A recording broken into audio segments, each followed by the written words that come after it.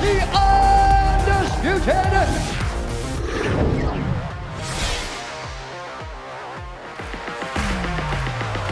ladies and gentlemen, we are live from the UFC Apex.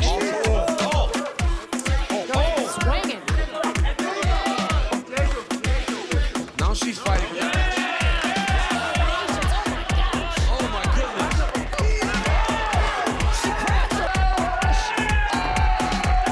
Oh, that's super tight. Although his hands down. Not even 2 minutes in his return to the octagon. It's Brahimai. He got it. Ramirez Brahimai in his trademark fashion goes submission, sleeps Billy Ray Cobb.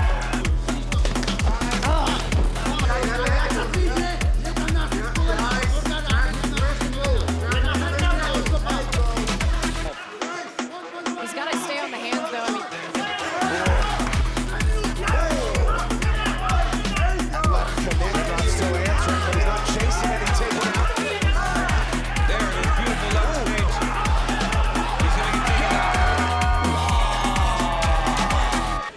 Welcome back to Las Vegas. We're inside the UFC Apex. We are all set to go for the main event. It has been canceled. Maycee Barber and Erin Blanchfield, they will not fight tonight inside the octagon. There was a last-minute medical issue for Maycee Barber. She is not cleared medically to compete. Would you entertain the idea of rescheduling this bout with Maycee Barber? No, my coaches right away were like, don't entertain her. She's not on your level. Super unprofessional. Kia ora e te iwi and welcome to UFC on Sky. Koravinda Hunia Tōku Ingoa. It is fight week for UFC 316, where all four of these fighters will be in action and featuring on today's show. So let's kick it off. I caught up with Sugar Sean earlier on in the week. Joining us now, UFC bantamweight Sean O'Malley. Kia ora, Sean, and welcome back to UFC on Sky. Thank you. Well, first of all, coming back after this time, back-to-back title fights, how has preparations been ahead of Merab 2? Preparations have been excellent and excited to get back in there.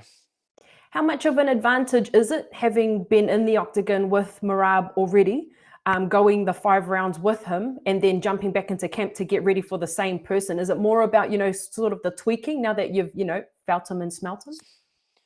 Well, I don't know if it would be considered an advantage because he got to experience the same thing. So you've shared 25 minutes in the octagon together. So, I don't know if it's necessarily an advantage. It's definitely different preparing for someone you kind of have like a better sense of. But no, it's been great.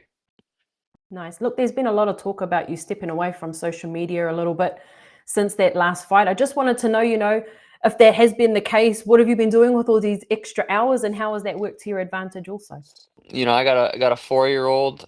I got a family. I got like a 10-day-old now, 11-day-old now. So just family time, training in the gym, enjoying life. Nothing really, been playing a little bit of poker. So that's been taking up some time. But yeah, it's been good. Nice. And obviously, being from here in New Zealand, we saw that you caught up with Israel Adesanya. We've seen you, teeing up with Mighty Mouse as well. How has it been to be around other people and have these conversations about life at the top in the UFC? Yeah, it was cool. As he was in town, he hit me up and, I invited him out to train, out to the gym. We went to dinner. We had a good time. It was a cool experience. Cool to, just talk with him. Same with Demetrius. He came down. We trained a little bit, but they're just normal dudes. It's just humble, normal, they're legends, some of the greatest of all time. But at the end of the day, we're just normal dudes hanging out. And what did you get out of that interaction with Israel? When on the Freestyle Bender podcast, you mentioned that it was just like what we call in New Zealand a wairua, like a spirit or a vibe when he walked in. The room changed. So talk to us a bit about that. Felt like we'd been boys for a long time. We'd talk a little bit here and there, at certain fight weeks. We've been on the same card a few times. We never actually really got to sit down and chat. So, it was cool. Felt like he was just one of the boys hanging out. Look, before I let you go, I just wanted to ask, what does it mean for you to become the bantamweight champion again? What is it that you want to, bring forward into this fight this weekend? It just opens up so many fun fights in the division. Me being champ just makes that bantamweight division, more exciting, and I feel like the fans deserve that. So, the fans deserve a beautiful performance. The last one was not it, So I'm going out there and gonna do what I'm capable of doing. Nice one. Well, thank you so much for your time. Us here in New Zealand will be watching. All the very best. Thank you. Have a good one. The bantamweight champion has conquered the toughest fighters in his division on his journey to the top. And at UFC 316, he will be facing Sean O'Malley to defend the title. Joining us now is the champ, Merab Dvalishvili. Merab, welcome back to the show.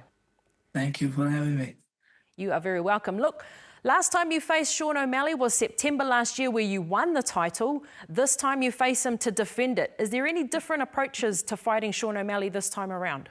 Yes, of course, like now I'm expecting Sean O'Malley better version of himself, and I should not relax even I beat him. And every fight is new challenge, it's a sport, and even I beat him first time doesn't mean that I'm gonna beat him easy next time. So, and then just I'm always remind myself that just I have to keep up hard work, be patient, and just do my thing, just it's gonna be different fight because it's a different day and different reason. Seeing as you won the title from him only in September, less than a year ago, was this the rematch that you wanted? Yeah, at this moment he's what UFC wants to me fight, and he's most maybe deserving guy and the most clear contender right now. And Peter Yan, he's fighting somebody else, and I guess now the Sean is ready, and I will give him this fight, no problem, God willing. I'm gonna win, and I'm gonna make a quick turnaround against Corey Sanhagan if he's ready. That is in less than a year, 3 title fights. So you're saying you want to fight again, obviously, before the end of 2025, maybe? Yeah, absolutely. I do want to fight. I was mentioning and I was saying maybe if it's possible, maybe I would like to fight 2 more times. But depends who is ready and what UFC plan is. What have you made of Sean O'Malley? He seems to have changed his lifestyle. He doesn't want to smoke anymore. He's coming off social media to ensure that he is best prepared, I'm guessing, for this fight to get his title back. What do you make of these changes that he's making? I mean, I guess he's more focused, and that shows how he wants to win this fight. And we will see. It's a fight, These little things will help him more to focus more, and maybe it's mental also. It's good, and we all gonna see June 7, and that's why you guys must see this fight. Absolutely. Look, 12 wins in the UFC. 11 of those wins have been won by unanimous decision, which just goes to show your ability to take these fighters into deep water and, gain momentum throughout a fight. Do you feel that this fight will perhaps go the same way, or are you looking for the finish this time around? I'm looking for to finish this fight because I am much better fighter right now. Sean, only way he can win this fight, he has to knock me out, and otherwise I'm winning this fight. I'm looking for finish. If not, it's gonna be unanimous decision. Before I let you go, Merab, I just wanted to get your thoughts on being the champion. You became the champion in September. You've had a successful title defense since then in January this year. How have you found life as the bantamweight king? My life is still the same. I still have the same friends, same house, same people around me, and just more thing. I do more. I have, like, of course, with win these fights, make money, and I help like some other Georgian young generations, and I do lots of charities, and this is good to when you are able to do more good stuff, with everything. Merab, look, all the very best for this weekend in the fight again against Sean O'Malley, and then hopefully before the end of 2025 we see you back in there against Sandhagen. Thank you so much. Yeah, hopefully. Whānau, she is a rising UFC star in the bantamweight division. Her CV precedes itself. She is 2-0 in the UFC so far, not to mention a double gold Olympian in judo. Kayla Harrison joins us now ahead of UFC 316. Kia ora, Kayla, welcome back to the show. Awesome. Thank you so much. Thanks for having me. Kayla, this is a big week. Last time we caught up with you, we were talking about building up to a championship fight. It's only taken you two, and you're going for gold this weekend. How does it feel so far? It feels great. Honestly, this is what I've been working for a long time, and it's finally here. Fight week is upon us. I'm going to get locked in a cage in just a little bit here and fight for my dreams. Look, big fights, big titles, you know, is not a foreign thing for you. I mean, when we talk about what you've done in the Olympics, what you did in the PFL, you know, in the UFC, I mean, obviously the UFC stage is a little bit different, but how does this compare to the big moments you've had in your past, you know, building up to this moment? Yeah, I mean, I think the beautiful thing about having such a long career is the wisdom that comes with it and sort of the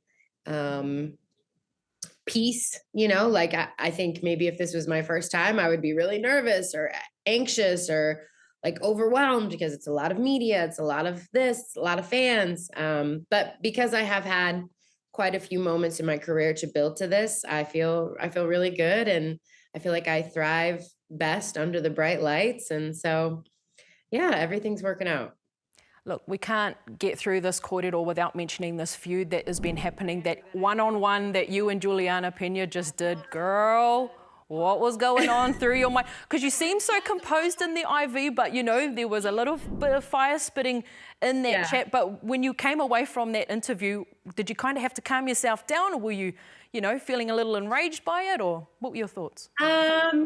No, I wasn't enraged by it. I mean, it's just part of the job, you know, and I don't have anything personal against Juliana. She just has what I want. And so on June 7th, we're going to get locked in a cage and I'm going to go take it. But other than that, you know, she reminds me of like my smallest. So I have 3 dogs, and the smallest one is like a Chihuahua mix, and he's the loudest, and he growls and he barks, but he's the most harmless. Interesting analogy there. But good for you. Look, and I want to talk about that experience again, because obviously you would have heard every name, every comment under the sun, not to mention what probably gets fired at you on social media as well. So how important is composure in this moment? Because it's not just a UFC fight this time, it's a title fight. Yeah, I mean, you know, I try not to listen too much to the noise. Of course, I'm human and we all get sucked into the doom scrolling sometimes. But at the end of the day, the people who know me love me, or I guess the people who really know me love me, and the people that I care about me. And like, my life is so beautiful. It's beyond anything that I ever could have dreamed. And yes, I get to go chase my dreams and live out loud. And part of that is you're going to have some haters and you're going to have some negativity, but this is what I do. It's not who I am. Beautiful. It is beautiful to watch. Before I let you go, Kayla, I want to ask you, what does being the bantamweight champion mean to you? There have been many, you know, a mighty bantamweight champion in the past. The best women in the business have been bantamweight champions. What does this moment mean to you? Yeah, it's another, I think, beautiful moment in my career and hopefully my legacy. I want this to be a reminder to, first of all, I want it to be a reminder to moms, like, hey, you don't have to give up on your dreams just because you have kids. Like, you can still go out there and be a badass. Sorry. And I want it to be a reminder to young girls, like, there's no dream that's too big. There's nothing out of reach for you if you believe in yourself and you surround yourself with people who believe in you. And for the fans, I want them to know that, you can be a role model and a champion in MMA and carry yourself. And yeah, I hope I help more people fall in love with the sport. And I do it for me, but that would be the best outcome. Preach, Kayla. I love that. I love that message. all the very best for this weekend, Kayla. I will tell you, though, you and Juliana have sold this site so well. You know, everyone just wants to see what the result of this would be, and that is the best position to put a women's fight in. So thank you so much for your time, and all the very best. Thank you so much. I really appreciate it. Now, whānau, they do not call her the Venezuelan vixen for nothing, and the bantamweight champion Julianna Pena will be putting her foot down this weekend as she fights to defend her title against Kayla Harrison at UFC 316. The champ joins us now. Kia ora, Juliana. Welcome back to the show. Hello, thank you so much for having me again, Red. It's a pleasure to be here. You are very welcome. Look, at the top of the show, Juliana, I described this fight as a score that needs to be settled. And I feel like even if there wasn't a title on the line, it's a fight that has to happen. What are your thoughts on that? I feel like every opponent that I fight, it's a score that has to be settled. I also feel like every time I fight, it's the biggest fight of my life and it's the most important fight of my life. I feel like I keep saying that all the time where this is the biggest fight of my life, this is the most important fight of my life. But I really do feel that way, especially about this fight. And you're absolutely right. I am going to be putting my foot down on Saturday night and I am going to defend. And this is a score that must be settled. Let's just get into this feud a little bit. It's been in all the news everywhere around the world, especially that ESPN interview that you and Kayla were both a part of. I know that you both say that there's a deep respect for each other as fighters and what you have both accomplished. But how do you feel sitting in an environment like that, listening to her to say these things about you live on air and you just having to keep your composure and be a true professional? You know, it all stems back from her talking trash about me since before I even knew who she was or what her name was. When I beat Amanda Nunes, she was sitting cage side and she was screaming all sorts of obscenities at me. I threw a wrench in her plans and she's been talking trash about me. Later on, she made a post about how it's going to be the media's fault and blood is going to be on the media's hands for them giving this delusion to me to think that I could get locked in the cage with her and stand across from her. Her agent recently said that it's going to be a murder, that she's going to finish me however she wants, and that she's literally going to catch a murder charge against me. Then she turns around on camera and says, I don't know why you're so angry. And, I feel sorry for you that you walk around with so much anger all the time. It's like, why don't you just take accountability for what you said and quit being a hypocrite? I don't have to fake pretend to be anybody. I am who I am all the time. I feel sorry for you that you have to fake to be who you are all the time so you can appear a certain way. But everybody knows deep down that you're not really like that. All the fans will not want to look away this weekend. We have to see the result of this fight now. You two, I know these are genuine feelings you both have, but you're doing a great job of selling the fight while you do it.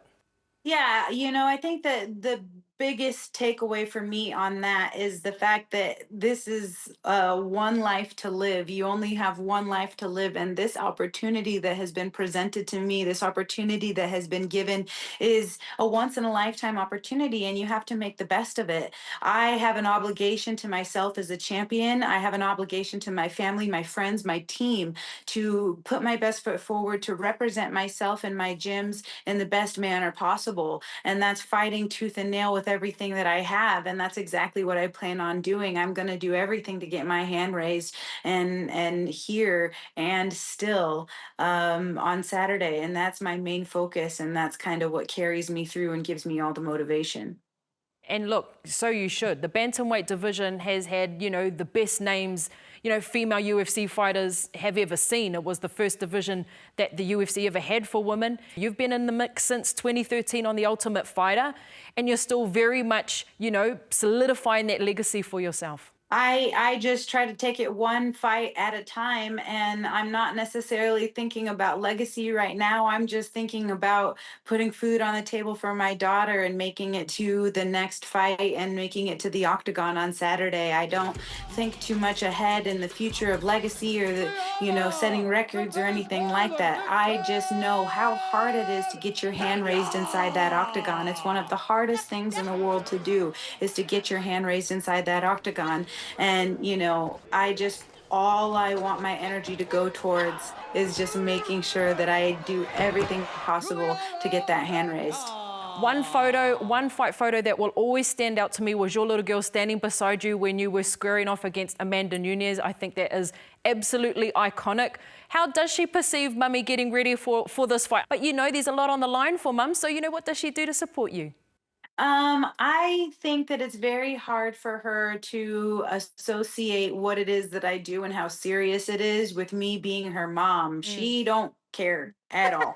She wants me to go to the park and play the games and do all the things and you know, jump on top of my head and do a million things and be the clown, you know, and I'm like, I'm tired. And she doesn't understand it, you know. She's just living her little kid life, and I am so excited to be able to spend time with her and do the things that she deserves to get to do over her vacation break after this fight, because she has been an absolute trooper in this camp and helping me, you know, get ready, even if she's been a little bit impatient with me during the preparation. I love that. To be the best, you know, to be in the UFC is one thing. To be in the bantamweight division is another. To be the champion of that division is in a whole nother level of its own. What does it mean for you to be the bantamweight champion? To me, to be the bantamweight champion is inspiring the next generation, inspiring the next little boy or the next little girl. I don't care if it's fighting. Fighting can be very brutal, and it's something that is becoming more well known throughout the world. Taekwondo, karate, judo, jujitsu.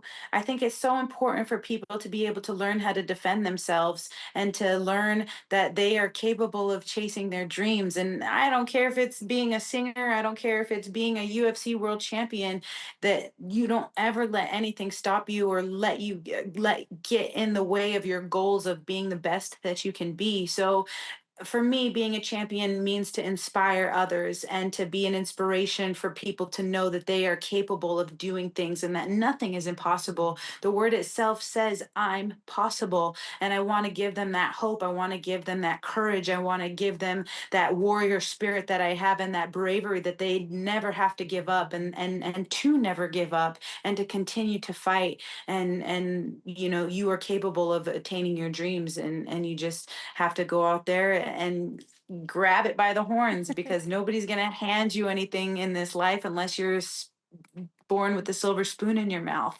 And if you are, that's amazing. But my story is more pointed towards somebody who might not feel like they have a lot of hope or might not feel like they have a future. And if I can just encourage them and give them that hope, give them that, you know, that encouragement that you are capable of more than you think you are, then I've done my job as a champion. Thank you so much, Juliana Pena, and all the very best with this fight, and hope you have a great holiday with your daughter afterwards as well. Thank you so much. I appreciate the time. It's a pleasure as always. Australia's own lightweight Quillan Salkilld returns to the UFC this weekend after an explosive UFC debut earlier this year. Kia ora, Quillan. Welcome back to UFC on Sky. Hello, thanks for having me on. Look, mate, it feels like a third bite at the apple this time around. Your success in the Dana White Contender Series, getting you a UFC contract, then that amazing knockout win in Sydney. How good to be going at it again and on a major event like UFC 316. Oh, it's gone. It couldn't have gone better so far in the career. Like, after the fight, I wanted to get straight back in there, but being on such a great card like this on UFC 316, I think the wait was definitely worth it. You're new to the UFC, obviously. You've only, had your one official fight on the promotion, but you're on, what is it, an 8-fight winning streak now as a professional MMA fighter. So talk to us about that experience, and drawing into that for this fight this weekend. Yeah, after my first pro fight, obviously lost my debut. I think I'm just cursed to never be undefeated. Like, everything I've done, my first amateur fight, my first pro kickboxing fight, I've lost the first one and then gone on a tear. So it's just a curse. I'll never ever be undefeated. That's annoying. But after that fight, I just, I forgot about it. I literally didn't watch it back. I just tried to swipe it from my mind, and now we're on a really good run right now. Look, before we get any further on the fight chat, also undefeated has to be that Mo, bro. Talk to us about the upkeep on that, Mo, because it's going to become a staple to your identity, I'm guessing, as you move forward in the UFC. Yeah, I've patented it. It's the source of my power. So, you know, I don't really do too much upkeep other than just trim it, so I don't chew on it, and I just let it all natural, just let it flow. Great advice for those guys out there looking to do the same. But look back to the fight chat. Obviously, in that first fight, there's a few records that I'm looking at, Quillan, that say it was a 16-second knockout, 18-second, 19-second. What was the knockout time for you in round 1 in your first fight? The earlier, the better, I think. We'll go with the 16. So 16? Oh, we'll go with 16. That was on UFC.com too. Nah, I think officially it was 19. Yeah, I think so too. Yeah. We'll go 16. Thank you, UFC.com. But no, you know, coming off a win like that obviously gives you all the confidence in the world to know that, you know, you're on the biggest stage in the world and you absolutely deserve to be there. Obviously, you'll want to put on a performance of the same way, but what do you want to showcase this time around? I want to showcase my skills everywhere. So I'd like to fight to play out a little bit. Obviously not too far. Don't want to reach the judge's decision. I'll be looking to get him out there within the first 2 rounds. And yeah, I just want to showcase my skills on the feet, on the deck, anywhere it goes. I just want to show that I am, you know, super sharp and you know, super fit and strong in just all areas of the game. You've also had like quite the privilege that, you know, 2 fights in the UFC, 2 big major pay-per-views as well. How has that been? Like just been thrown right in the deep end? Oh, I love the exposure. Like for me, it's like I love being part of the big events. You know, for me that really gets me kicking. So I'm super lucky and super grateful to be chucked on straight in these big pay-per-view cards. Nice one. Look, we have a lightweight fight coming up at UFC 317. Ilia Topuria will be in action against Charles Oliveira. I just wanted to get your quick thoughts on how you thought that fight would go. Man, that's a tough fight. Like everyone's leaning towards Ilia because of the, you know, it does seem like it's his time right now. But Charles is, I think he's the most dangerous fight in the division. Like he's gonna be a hard guy to put away, you know, any day of the week. So honestly, I'm juggling at the moment. I think my heart says Charles and my mind says Ilia, but you know, I know in this fight anything can happen. I think I'm in the same boat with you as well. Charles Oliveira is just will always be a fan champion, I think, you know, a champion of the people. Before I let you go, Quillan, is there a message you'd like to give to your home fans? We're here in New Zealand, but obviously, one and all, Anzac, you know, region. What do you want to say to the fans at home? You couldn't be further away from home. Oh, just tune in and thank you to everyone for your support and, you know, watch me bring it home for the Anzacs. Nice one, Quillan. All the very best. Lap it up and enjoy this experience. Will do. Thank you very much for having me on. Appreciate it.